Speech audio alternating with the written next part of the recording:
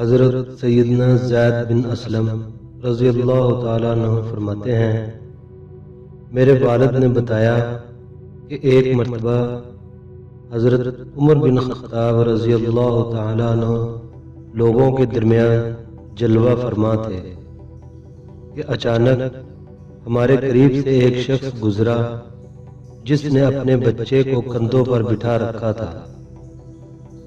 حضرت عمر بن خطاب رضی اللہ تعالیٰ عنہ نے جب ان باپ بیٹے کو دیکھا تو فرمایا، جتنی مشابہت ان دونوں میں پائی جا رہی ہے، میں نے آج تک ایسی مشابہت اور کسی میں نہیں دیکھی۔ یہ سن کر اس شخص نے عرض کی، اے امیر المومنین، میرے اس بچے کا واقعہ بہت عجیب و غریب ہے۔ اس کی ماں کے فوت ہونے کے بعد اس کی ولادت ہوئی ہے۔ یہ سن کر آپ رضی اللہ تعالیٰ عنہ نے فرمایا، پورا واقعہ بیان کرو۔ وہ شخص عرض کرنے لگا، اے امیر المومنین، میں جہاد کے لیے جانے لگا تو اس کی والدہ حاملہ تھی۔ میں نے جاتے وقت دعا کی، اے اللہ عز و جل، میری زوجہ کے پیٹ میں جو حمل ہے میں اسے تیرے حوالے کرتا ہوں، تو ہی اس کی حفاظت فرمانا۔ یہ دعا کر کے میں جہاد کے لیے روانہ ہو گیا۔ جب میں واپس آیا تو مجھے بتایا گیا کہ میری زوجہ کا انتقال ہو گیا ہے۔ مجھے بہت افسوس ہوا۔ ایک رات میں نے اپنے چچا زاد بھائی سے کہا، مجھے میری بیوی کی قبر پر لے چلو۔ چنانچہ ہم جنت البقیع میں پہنچے اور اس نے میری بیوی کی قبر کی نشاندہی کی۔